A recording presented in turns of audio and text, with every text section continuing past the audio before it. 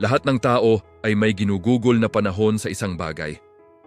Ang tanong ay hindi kung may ginugugugol tayong oras, kundi kung saan at para kanino. Ang kwentong ito ay tungkol sa isang karaniwang buhay na hinipo ng isang pambihirang layunin, ang misyon ng Diyos. May isang lalaki na nagngangalang Ruben. Isa lamang siyang ordinaryong tao. May trabaho, may responsibilidad, at may paulit-ulit na schedule. Gumigising siya araw-araw, hindi dahil puno siya ng sigla, kundi dahil kailangan.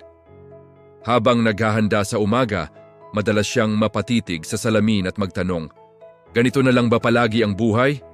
Sa panlabas, maayos ang lahat. Ngunit sa gabi, kapag tahimik na ang mundo, doon nararamdaman ni Ruben ang pagod ng puso, isang kakulangan na hindi kayang punan ng trabaho o tagumpay. Isang linggo, inimbitahan si Ruben sa isang Bible study. Wala siyang inaasahan, ngunit isang talata ang tumimo sa kanyang puso, isang pahayag ng isang lingkod ng Diyos na nagsabing, ang buhay ay hindi mahalaga kung hindi ito iniaalay sa misyon ng Diyos.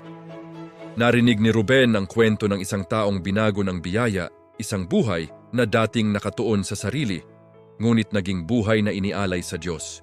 Unti-unti niyang naisip, kung siya ay binago, maaari rin kaya ako.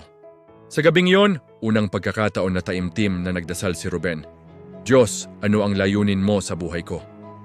Walang tinig na narinig, ngunit may kapayapaan. Hindi nagbago ang kanyang trabaho o sitwasyon, ngunit nagbago ang kanyang pananaw. Sinimulan niyang makita ang araw-araw bilang pagkakataon, hindi para sa sarili, kundi para sa Diyos. Hindi naging madali ang lahat. May mga taong hindi nakaunawa, may mga sandaling napagod siya. Ngunit sa bawat pagsubok, natutunan niyang manatiling tapat. Minsan, kinailangan niyang harapin ang sariling takot. Takot na magkamali, takot na hindi sapat.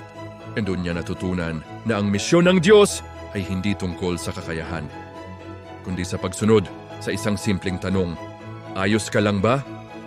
Naging daan si Ruben ng pag-asa sa isang taong may pinagdadaanan. Natutunan niyang minsan ang pakikinig ay mas makapangyarihan kaysa pagsasalita. Walang palakpakan, walang papuri. Ngunit unti-unting may mga pusong nagbago. Ang misyon ng Diyos ay parang binhi, tahimik ngunit buhay. Ang trabaho ay naging lugar ng paglilingkod.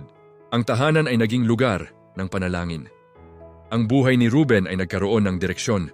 Para saan ako nabubuhay? Ang tanong na ito ang patuloy na gumabay kay Ruben.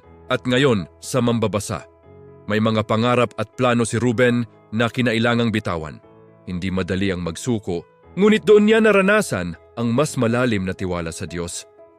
May mga pagkakataong pinili niya ang tama kahit walang nakakakita. Natutunan niyang ang Diyos ang saksi sa bawat lihim na sakripisyo. Isang gabi, inamin ni Ruben ang kanyang pagod. Doon niya natutunan na ang misyon ng Diyos ay hindi niya kailangang pasanin mag-isa. Sa kanyang kahinaan doon naging sapat ang biyaya ng Diyos. Natutunan niyang umasa, hindi sa sarili, kundi sa Diyos. Isang araw, may nagpasalamat kay Ruben. Doon niya nakita na ang bunga ng misyon ay mga buhay na nagbabago. Hindi perpekto ang kanyang buhay, ngunit ito ay tapat. At sapat iyon. Sa kanyang pagtanda, napagtanto ni Ruben na ang pinakamahalagang maiiwan ay hindi kayamanan, kundi pananampalataya. Habang pinagmamasdan ang paglubog ng araw, alam niyang nabuhay siya ayon sa tawag ng Diyos. Ang buhay ay isang takbuhin, hindi laban sa iba, kundi isang paglalakbay ng pagsunod. Huwag mong sayangin ang buhay mo sa mga bagay na lilipas. Ilaan mo ito sa Diyos.